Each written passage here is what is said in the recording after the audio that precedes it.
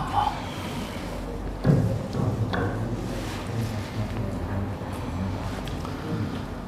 Assalamualaikum warahmatullahi wabarakatuh.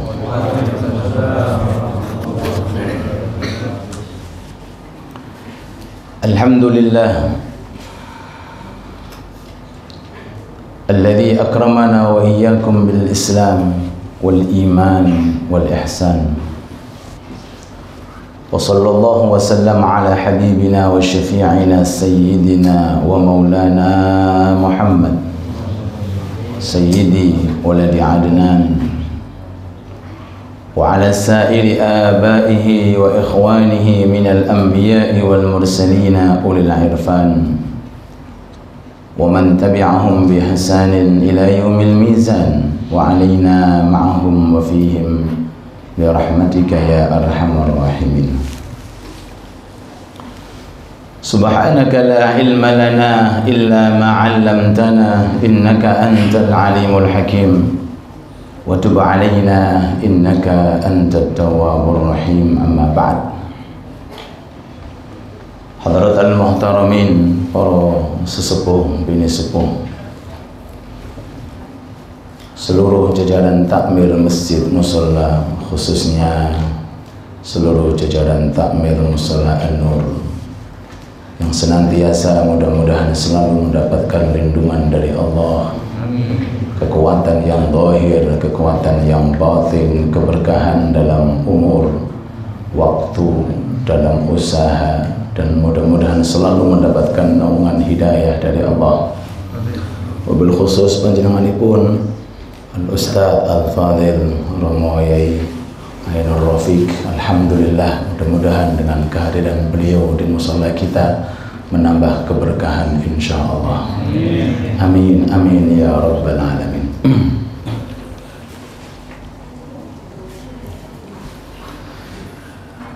Hadirin hadirat yang dirahmati Allah Subhanahu wa taala. Kenikmatan atau kelezatan itu ada kalanya dirasakan oleh jasad jasmani kita, ada kalanya dirasakan oleh roh kita. Kelezatan dan kenikmatan yang dirasakan oleh jasad ini bukan hanya untuk manusia tok yang merasakan, bahkan selain manusia seperti jenis hayawan pun juga Allah Ta'ala berikan. Betul. Sebagaimana manusia kalau lapar maka makan sehingga menjadi kenyang. Sama juga, maaf seekor hayawan sama. Ketika lapar perutnya kemudian makan menjadi kenyang. Begitu pula ketika haus maka dengan minum akan hilang hausnya. Ini kelezatan dan jenis kenikmatan yang bahasanya dimiliki oleh anak cucu Bani Adam dan juga dimiliki oleh selain anak cucu Bani Adam. Tetapi mari kita berusaha sekuat tenaga untuk meningkatkan rasa kelezatan kita melalui taat dan ibadah. Melalui apa? Taat dan ibadah. Di saat Nabi Muhammad alaihi salatu wassalam, Allahumma salli ala Muhammad, di Isra Mi'rajkan oleh Allah Subhanahu wa ta'ala. Isra artinya perjalanan melalui darat dari Mekah menuju ke Baitul Maqdis. Mudah-mudahan Allah Ta'ala jaga Baitul Maqdis dan mudah-mudahan Allah Ta'ala menjaga kaum muslimin di sana. Amin ya rabbal alamin. Itu perjalanan namanya Isra. Sedangkan Mi'raj dari Baitul Maqdis menuju ke Sidratul Muntaha. Dari langit menuju ke langit sampai langit yang ketujuh, sampai Sidratul Muntaha, sampai di sana namanya Raf-Raf. Di situ Nabi Muhammad alaihi salatu wassalam bermuwajahah kepada siapa? Kepada Allah Subhanahu wa ta'ala. Saking nikmatnya memandang Allah, Rasulullah nggak mau kembali ke dunia. Saking nikmatnya memandang zatnya Allah Ta'ala. Dan ulama mengatakan di dunia ini sampai hari kiamat cuma Rasulullah tok yang dikasih oleh Allah Ta'ala kekuatan mata untuk memandang zatnya Allah. Saking enaknya, saking nikmatnya. Dan ini nggak bisa kita gambarkan seperti makan, seperti minum, nggak bisa, karena ini kenikmatan terkait tentang ruh. Rasulullah sebenarnya nggak mau turun ke bumi lagi, saking apa? Nikmatnya. Kata Allah, Muhammad turun ke bumi. Kenikmatan yang kau rasakan akan kau rasakan ketika kamu sholat. Ketika kamu sholat, kenikmatan saat ini, di mana kamu memandang zatku yang begitu nikmat rasanya, ini aku, kata Allah Ta'ala, akan letakkan pada setiap sholat yang kau kerjakan. Sehingga dalam suatu riwayat Nabi Muhammad turun lalu ketemu Nabi Musa. Kata Nabi Musa, berapa sholat yang diperintahkan oleh Allah? Kata Rasulullah, 50. Kata Nabi Musa, ojo jaluk medun, umatmu cilik-cilik wonge. Naik lagi, minta turun. Kebanyakan itu aku sudah mencoba untuk umatku, ternyata nggak ada yang sanggup, apalagi umatmu. Sampai naik turun, naik turun, naik turun. Itu tujuannya Nabi Musa bukan sekedar meringankan beban sholat, tapi tujuannya karena waktu di dunia Nabi Musa nggak mendapati untuk permintaan bisa melihat Allah Subhanahu wa Ta'ala. Kan sebelum Nabi Muhammad kan Nabi Musa, Gusti kulo paringono kesempatan untuk memandang zatmu. Kata Nabi Musa, kata Allah Ta'ala, gak iso Musa, gak iso, saestu sakit, gak bisa kamu. Gini aja kata Allah, coba kamu lihat itu gunung. Nanti kalau cahayaku aku letakkan kepada gunung, nggak meletus, maka kamu bisa melihat. Seketika itu cahaya Allah Ta'ala diletakkan kepada gunung-gunung yang begitu besar, hancur berkeping-keping sampai Nabi Musa itu pingsan. Lah, di alam dunia Nabi Musa ketinggalan. Akhirnya di alamil arwah Nabi Musa nyari kesempatan. Ini kesempatan ini, Muhammad naik, mudun, naik mudun. Tak delok wajah Muhammad, karena wajah Muhammad pernah memandang zatnya Allah Subhanahu. Jadi ulama mengatakan tujuan inti Nabi Musa memerintahkan kepada Nabi Muhammad untuk meringankan beban sholat, itu diantara tujuan inti bukan masalah beban sholat. Apa? Pengen melihat zatnya Allah melalui memandang wajah Nabi Muhammad Sallallahu Alaihi Wasallam. Yang ingin kita sampaikan di sini adalah rasa kelezatan dan kenikmatan yang dirasakan oleh Rasulullah itu Allah Ta'ala letakkan di dalam sholat fardu kita dan di dalam sholat sunnah kita. Cuma jarang orang merasakan, hanya orang-orang yang dipilih oleh Allah Subhanahu wa Ta'ala. Mudah-mudahan kita mendapatkan bagian, amin ya rabbal alamin. Sehingga Rasulullah bersabda, hubbiba ilayya min dunyakum thalath. Hubbiba ilayya min dunyakum thalas.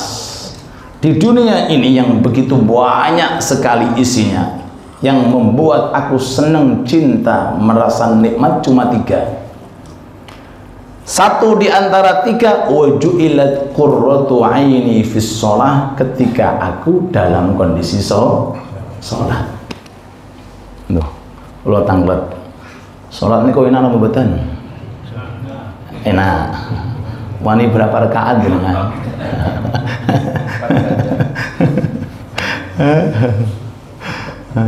Waju'ilat qurratu aini fis shalah. Kata Rasulullah, aku kalau sudah sholat itu merasakan kelezatan yang belum pernah aku rasakan dari kelezatan makanan dan minuman di dunia ini. Ju'ilat qurratu aini fis shalah. dikasih kelezatan oleh Allah Ta'ala di dalam sholat. Dan itu bukan hanya untuk Rasulullah, bahkan setiap orang kalau mau berusaha sekuat tenaga pasti akan dicicipi oleh Allah Ta'ala rasa kelezatan melalui sholat. Bukan hanya sholat saja, semua amalan taat dan ibadah itu Allah Ta'ala berikan bagian masalah ini berbeda-beda.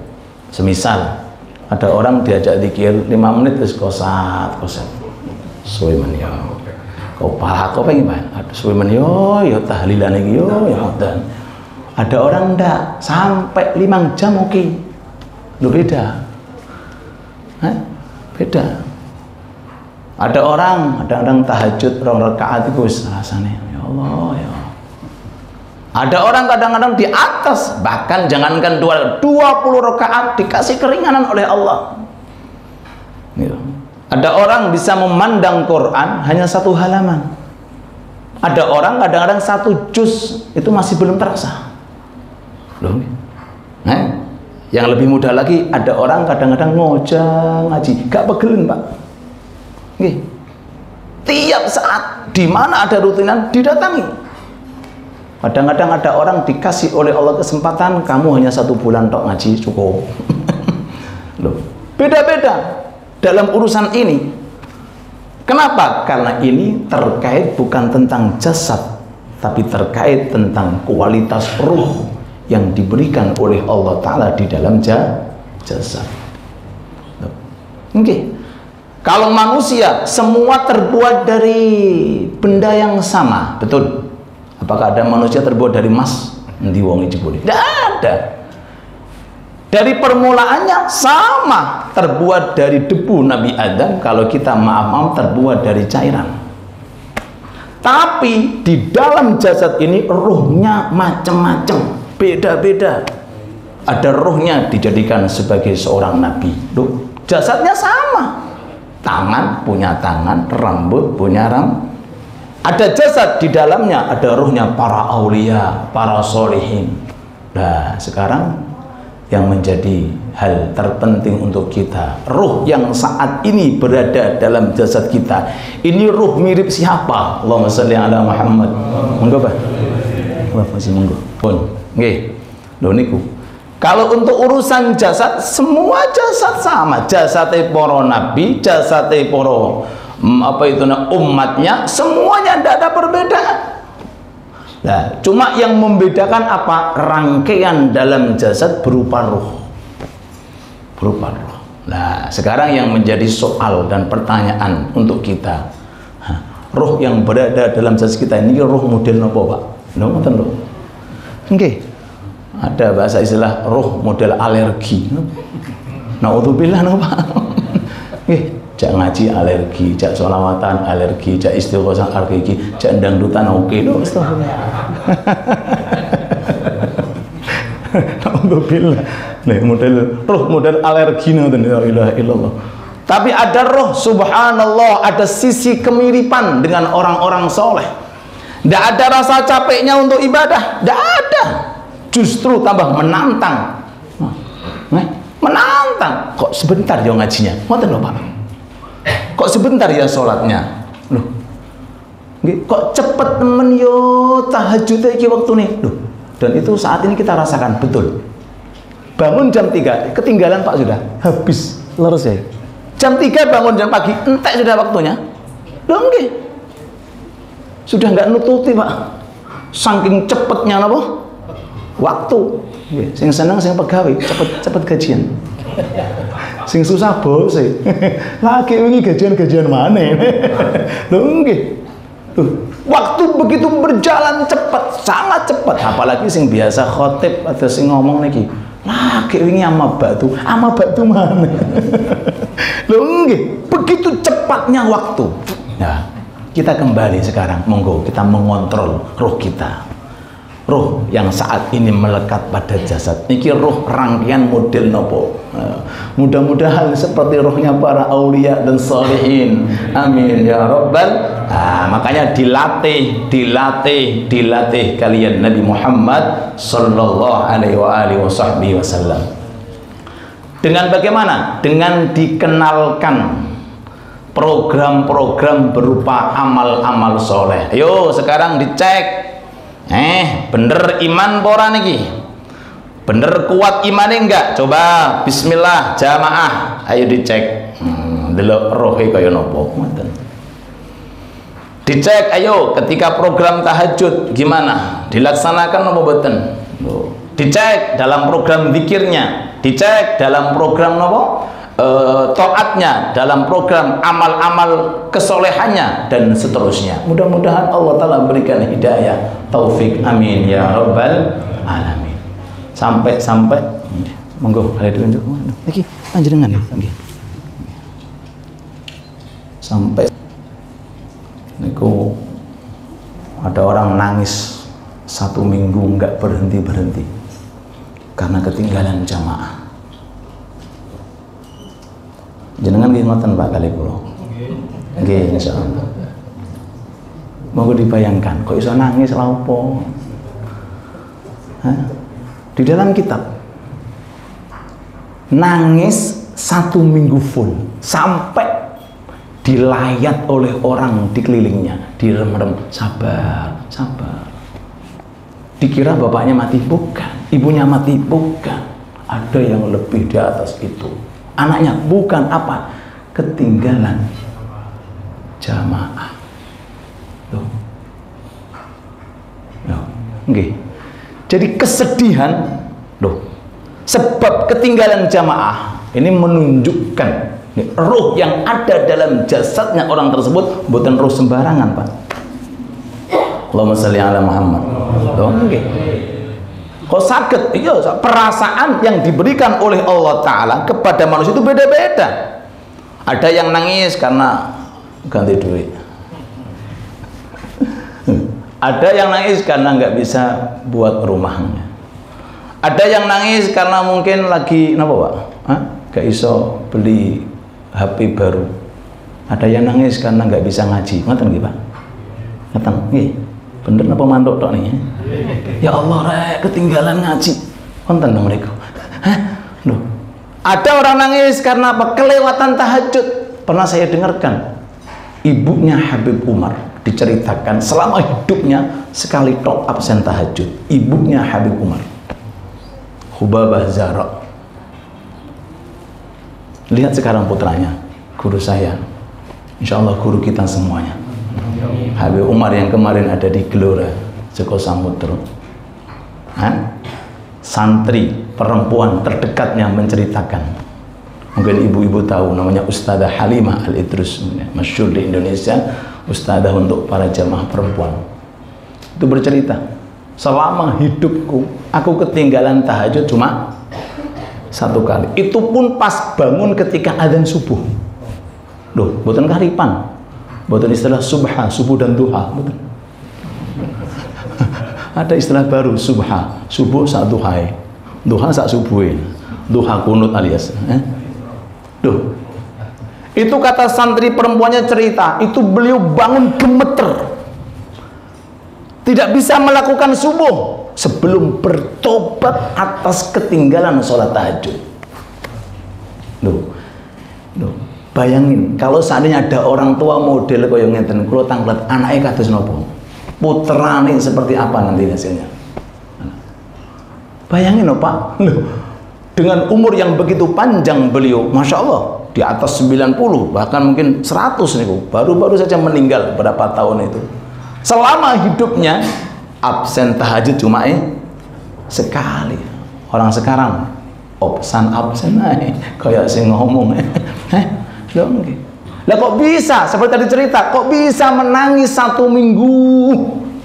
1 minggu 7 hari menangis kedatangan sing layat, ngerem-ngerem wis sabar kok no jamaah maneh.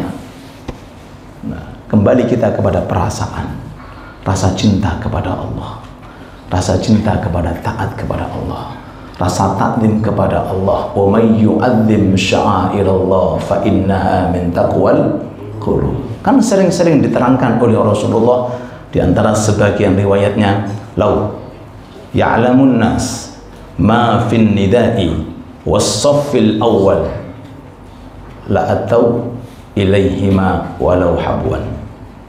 Kalau seandainya pahala adzan bisa dirasakan oleh sing adzan dan pahala mendapati shaf pertama dirasakan nikmatnya bagi orang yang berada dalam jamaah, mereka akan berebutan adzan dan mendatangi jamaah shaf awal walaupun itu merangkak menggunakan lutut. Allahumma sholli ala Muhammad. Jikalau merasakan kelezatannya. Cuma kelezatan ini bukan ada dalam lisan, ada dalam iman. Manisnya iman ada dalam ruh. Nggih, tidak bisa dirasakan dengan jasad, boten saged karena ini terkait tentang taat. Kalau kelezatan untuk jasad yang dimiliki bahkan oleh sebagian hayawan itu makanan, minuman, tidur, makan, minuman, tidur, itu sama. Tapi kelezatan untuk taat harus berusaha sekuat tenaga untuk kita mencari pelan-pelan bersama-sama. Amin Allahumma. Pertama, nggih menika caranya bagaimana? Nggih menika dengan cara mengaji semacam ini. Mengaji yang di dalamnya terdapat uraian-uraian kalam-kalam ulama, kalam Nabi Muhammad SAW, ayat Quran yang di dalamnya terdapat motivasi-motivasi bagaimana kita bisa mendapatkan kelezatan di dalam taat kita masing-masing. Allahumma sholli ala Muhammad. Dengan cara ngaji. Nggih, dengan cara ngaji. Nah, di bidang urusan dunia, nggih. Kadang-kadang ada orang itu sekolah di luar sana, sekolah kursus tentang nopo, tentang komputer. Niku alat paling kecil, ngerti loh Pak? Gini mboten? Loh, itu apakah sebulan? Nah, mboten saged 2 bulan. Nggak bisa namanya kursus, atas kursus fokus otaknya untuk urusan komputer. Jangan diganggu. Loh ngoten Pak. Nah, jenengan pernah nonton kursus urusan sholat? Pernah? Monggo dicari. Kursus urusan ya nopo carane sholat bisa nikmat? Bukan cukup 2 rakaat Pak. Tidak cukup sehari 2 hari, terus dikejar. Fastabiqul khairat, terus dikejar, jangan sampai putus asa. Kata guru saya, terus kejar. Siapa tahu sebelum roh diambil oleh Allah Ta'ala 1 detik dikasih oleh Allah Ta'ala kelezatan semacam itu, sudah beruntung dunia dan akhirat loh. Di dalam urusan dunia ada kursus di bidang pertanian. Loh, fokus Pak, berapa tahun nggak boleh diganggu loh. Saya lagi kursus urusan apa?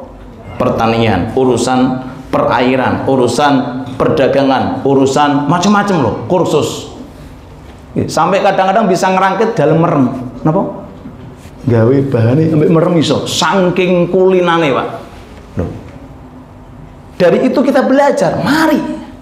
Kursus di bidang zikir. Yuk nopo zikir kita bisa khusyuk, bisa ikhlas. Kursus di bidang tahajud. Yuk nopo tiap malam bisa tahajud dan amalan-amalan taat yang lainnya. Jadi pertama bagaimana caranya?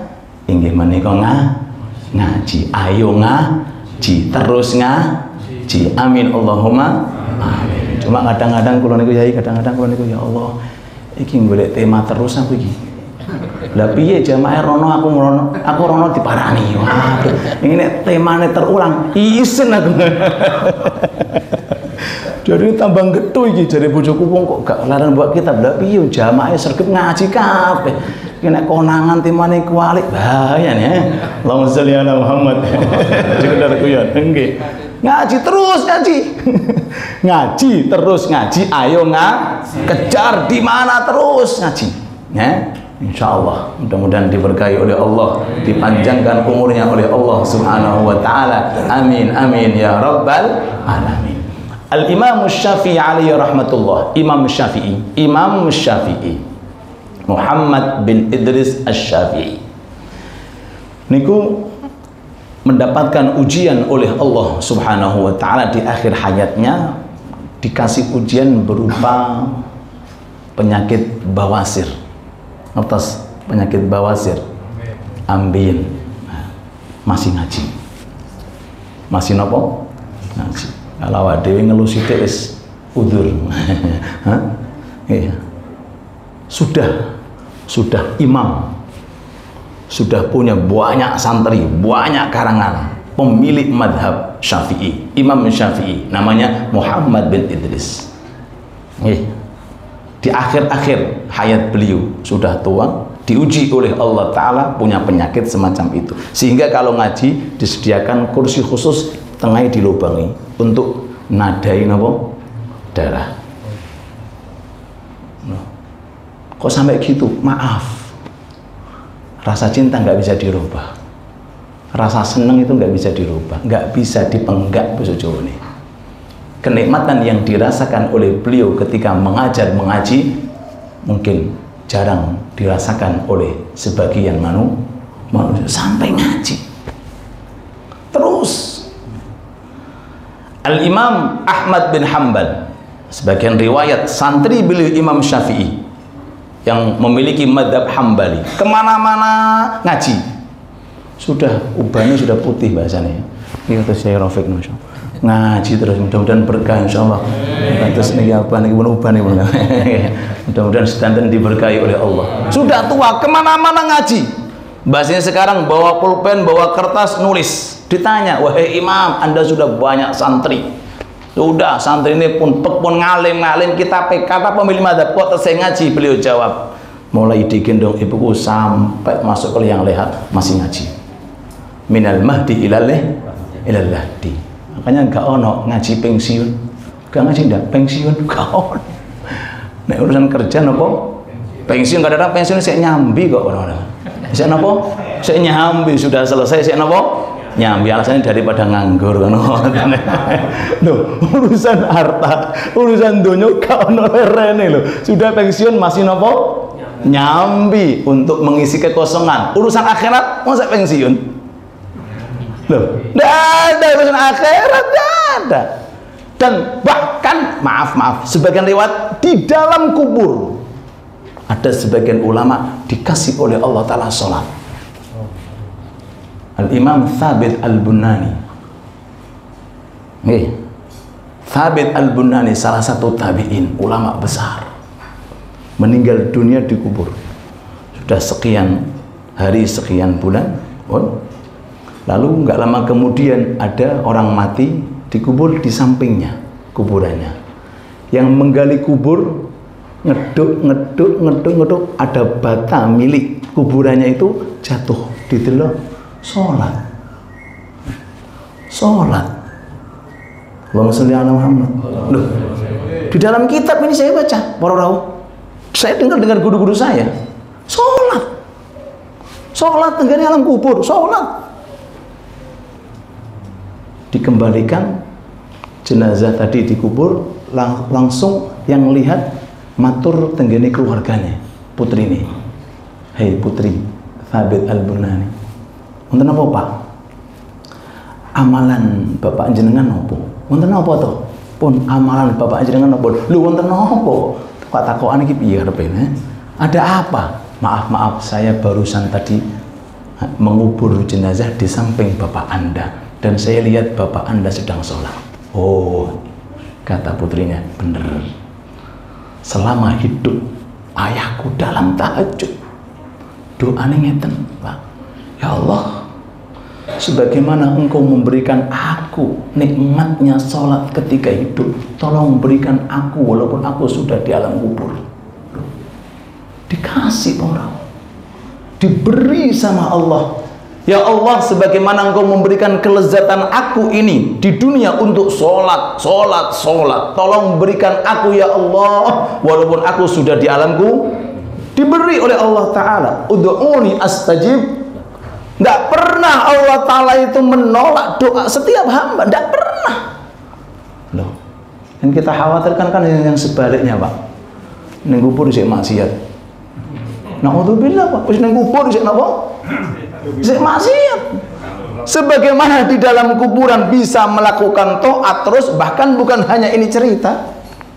Saya pribadi dengar langsung dari teman-teman saya waktu di Hadramaut. Kita punya teman masih belajar di pondok, kitab yang dipelajari belum hatam, tapi anaknya waktu itu kecelakaan meninggal dunia. Ketika guru kita Habib Umar diinformasikan, wahai Habib, santri panjenengan kecelakaan di luar sana meninggal dunia. Kata Habib Umar, tondi ngaji nih, kitab mana? Ngapunten Habib, kitab P dereng hatam. Yo, engko dihatamke ning gone kuburan. Jadi di alam barzah masih ngaji. Setelah saya dengar, saya perhatikan, saya cek, ternyata memang ada hadisnya. Makalah daripada para ulama-ulama, bukan sekedar hadisnya. Barang siapa yang menuntut ilmu, di tengah-tengah menuntut ilmu meninggal dunia, Allah kirimkan di kuburannya malaikat yang menyerupai seorang guru mengajarkan itu kitab sampai hari kiamat. Sehingga mungkin ketika di dunia belum tutup bape lagi babus sholah, seandainya sudah dipanggil oleh Allah, tapi kita mudah-mudahan husnul khotimah dan panjang umur, amin. Belum selesai, tapi dengan ini keterangan akan dilanjutkan di alam barzah. Siapa yang ngajar? Sinten Pak? Malaikat yang diciptakan oleh Allah Ta'ala khusus untuk mempelajari, sehingga ketika dibangkitkan di padang mahsyar statusnya ulama, terus tiang pinter bro. Sebab apa? Sebab ngaji ini masih terus berlanjut walaupun di alam barzah sampai kelak nanti di hari kiamat. Tuh, hal-hal semacam ini perlu kita utarakan agar kita niki napa termotivasi. Pun urusan seperti ini hanya urusan akhirat, urusan dunia ketika roh diambil selesai. Rasa kenikmatan uang nunggu ketika ajal di tenggorokan. Betul. Rasa kenikmatan dados pejabat nunggu ketika roh berada di tenggorokan. Mohon jangan cek ketika ada orang sakaratul maut, cek la ilaha illallah apa duit saem. Milih napa? Gak duit aku pengen la ilaha illallah. Nek saged niku. Jadi kalau pengen tahu hakikat daripada dunia dan jabatan, lihatlah ketika orang dalam kondisi sakaratul maut. Yang ditunggu-tunggu cuma satu kalimat, yang menika kalimat tauhid, la ilaha illallah. Semoga kita panjang umur barakallahu, diberi oleh Allah Ta'ala istiqomah insyaallah. Jamaah istiqomah, ngaji mudah-mudahan istiqomah, zikir mudah-mudahan istiqomah, dan tahajud mudah-mudahan istiqomah terus menerus, amin ya rabbal alamin. Ini pertama. Dengan cara monggo kita selalu mencari motivasi melalui majelis taklim. Yang kedua, untuk meraih daripada kelezatan wabil khusus di dalam sholat, karena sholat adalah amalan yang paling afdal, dan sholat itu definisinya adalah as-sholatu munajatur rabb. Sholat niku bebisik kalih pangeran. Makanya diawali dengan takbiratul ihram. Apa artinya haram? Yang sebelumnya halal. Nggak boleh yang sebelumnya boleh. Sebelum Allahu Akbar, jenengan boleh gerak-gerik, jenengan boleh berbicara, jenengan boleh makan, boleh minum. Ketika Allahu Akbar sampai salam, khusus kanggo pangeran. Sampai Nabi Muhammad alaihi salatu wassalam, Allahumma sholli ala Muhammad, memberikan anjuran kepada kita dalam doa iftitah kita. Apa yang kita baca sebelum takbir? Inna sholati wa nusuki wa mahyaya wa mamati lillahi. Niki jangan dibaca tok. 17 rakaat, bahkan ulama ada yang mengatakan boleh iftitah, doa iftitah setiap rakaat. Ada yang mengatakan seperti itu. Rakaat kedua iftitah lagi, rakaat ketiga iftitah lagi, kalau seandainya mampu mendapati imam. Dan ini bisa kita coba dalam sholat sunnah kita. Kan tidak ada kaitan dengan jamaah, monggo diperpanjang buat nonton masalah, insyaallah. Sesungguhnya sholatku, inna sholati, nikmati barau, inna sholati wa nusuki, dan ibadah kula Gusti, wa mahyaya hidup kula Gusti, wa mamati dan mati kula Gusti kagem lillah, untuk Allah, untuk panjenengan. Allahumma sholli ala Muhammad. Allahumma sholli alaihi. Dilanjutkan malih, inni wajjahtu wajhiya lilladzi fataras samawati wal ardh. Kula ngadhep dhateng panjenengan Gusti. Kita ya angel Ustaz, lah pirang rakaat kok angel? Rong rakaat tok ya angel ya Bapak. Nggih, kan diajarkan Rasulullah rawatib 23 rakaat, rawatib Bapak. Dari sholat fardu jangan ditinggalkan supaya untuk napa menuju ke ini urusan. Nanti tahajud Indonesia jangan 2 rakaat Pak, ditambahi nuli 20 ngoten. Nggih. Insyaallah mudah-mudahan pitire sing biyen jadi sak rakaat saiki ne isih sak rakaat maneh. Ditambahi 11 rakaat. Loh. Di awal sudah saya terangkan, tapi ini nggak semuanya orang dikasih. Oke, nggak semuanya orang dikasih. Ada orang-orang khusus lah. Kita ini termasuk orang-orang yang khusus, insya Allah. Oke. Imam Ali Zainal Abidin, sinten niku, datuknya para habaib. Niku tiap malam 1000 rakaat. Sinten Pak? 1000 rakaat. Loh, wonten contoh nih 1000 rakaat. Oke. Lah awak dhewe ini kira-kira nih berapa rakaat ini? Pengen mlebu swarga. Amin Allahumma. Tapi nek dihitung ngamali kita ya aduh nih. Wis pokoke seneng mawon iki. Modale mahabbah, gandul. Sanjange Rafiq gandul mawon Ustaz pokoke. Pokoke dusul ya insyaallah ketut-ketut nggih. Lho niku Sayyidina Ali 1000 rakaat. Oke. 1000 rakaat. Sampai ketika wafat Sayyidina Ali Zainal Abidin. Jadi putranya Sayyidina Husain, cucunya Siti Fatimah, cucunya. Ketika meninggal dunia, dimandikan, ada dua tanda hitam. Yang satu berada di bawah mata. Yang satu berada di atas punggung, tanda hitam. Gak ada yang ngerti Pak. Yang tahu khadimnya. Nah, kata khadimnya ini keluarganya yang tahu. Di antara khadimnya. Kalau tanda hitam yang ada di bawah mata, niki memang tiap malam nggak pernah luput dari menangis. Niki sing 1000 rakaat nangis Pak. Lawak dhewe niki pirang rakaat kok gak nangis-nangis. Gitu. Ini yang 1000 rakaat. Bayangin Pak, nangisnya seperti apa sampai membekas tanda hitam. Tapi jangan direkayasa, engko ndang dibobori dhewe. Nggih, Terus adapun yang di punggung ini tanda hitam, tiap malam bawa makanan dipikul diberikan kepada fuqara masakin di kota Madinah. Kurang lebih 100 rumah dinafkahi oleh Imam Ali tanpa sepengetahuan orang. Loh Pak, niku tiang-tiang nek wis dicicipi rasane nikmat untuk ibadah. Jadi 100 keluarga itu uniknya ketika pas beras entek buka lemari depan beras teko. Kok aneh toh? Loh.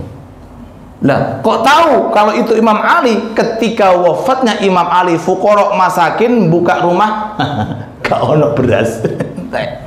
Menunjukkan berarti Yona ini berarti sing ngeteri beras sinten? Imam Ali Zainal Abidin. Ini 1, 2, 3 cerita orang-orang dulu yang tujuannya sekali lagi agar kita termotivasi. Artinya kita niki masih masih tarik masih jauh niki. Masih jauh dibanding orang-orang yang dulu. Mudah-mudahan dengan adanya amaliyah kita berjamaah bersama, ngaji bersama, insya Allah termasuk yang berusaha untuk memakmurkan tinggalan daripada orang-orang yang dulu, memakmurkan rumahnya Allah, memakmurkan majlis taklim, majlis zikir. Mudah-mudahan dengan kita memakmurkan daripada tinggalan orang-orang yang soleh, insya Allah sakit kempal dengan orang-orang yang soleh. Amin ya rabbal alamin. Monggo dicoba, silahkan jenengan coba nanti dalam sholat panjenengan, monggo dicoba dalam Quran panjenengan, dicoba dalam zikir panjenengan, dicoba dalam tahajud panjenengan. Mudah-mudahan berhasil, amin. Mudah-mudahan berhasil, amin ya rabbal alamin. Ini saja insya Allah yang bisa kita sampaikan. Waktu sudah masuk, mari kita tutup doa dari Rafiq. Apa? Oh, Abah Fauzi. Sudah mendengarkan pengajian, mudah-mudahan melekat di hati kita. A'udzubillahi minasyaitonir rajim. Bismillahirrahmanirrahim. Alhamdulillahirabbil alamin. Hamdan syakirin, hamdan na'imin, hamdan yuwaffi ni'amahu wa yukaffi mazidah. Ya Rabbana lakal hamdu kama yanbaghi li jalali wajhikal karim wa 'azimi sultanik. Allahumma shalli wa sallim wa barik ala sayyidina Muhammad wa ala sayyidina Muhammad. Allahumma ighfir lana dhunubana wa liwalidina warhamhum kama rabbawna shighara. Allahumma ighfir lana wa li ikhwanina alladhina sabaquna bil iman wa la taj'al fi qulubina ghillan lil ladzina amanu rabbana innaka ra'ufur rahim. Rabbana zalamna anfusana wa lam taghfir lana wa tarhamna lanakunanna minal khasirin. Allahumma inna nas'aluka 'ilman nafi'an wa rizqan thayyiban wa 'amalan mutaqabbalan. Allahumma fa'alna ala dzikrika wa syukrika wa husni ibadatika.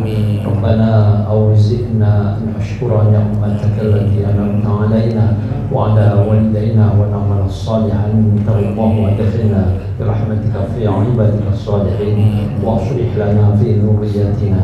Allahumma ja'al jam'ana hadha jam'an marhuma waj'al tafarruqana min ba'dihi tafarruqan ma'suma wa la tad'a fina wa la ma'ana shaqiyyan wa la marhuma. Allahumma inna nas'aluka al-huda wa tuqa wal 'afafa wal ghina bi rahmatika ya arhamar rahimin. Rabbana taqabbal minna innaka antas samiul 'alim wa tub 'alaina innaka antat tawwabur rahim.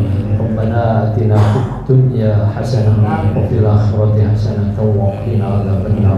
Subhana rabbika rabbil 'izzati 'amma yasifun wa salamun 'alal mursalin walhamdulillahi rabbil alamin. Amin. Sirrul Fatihah.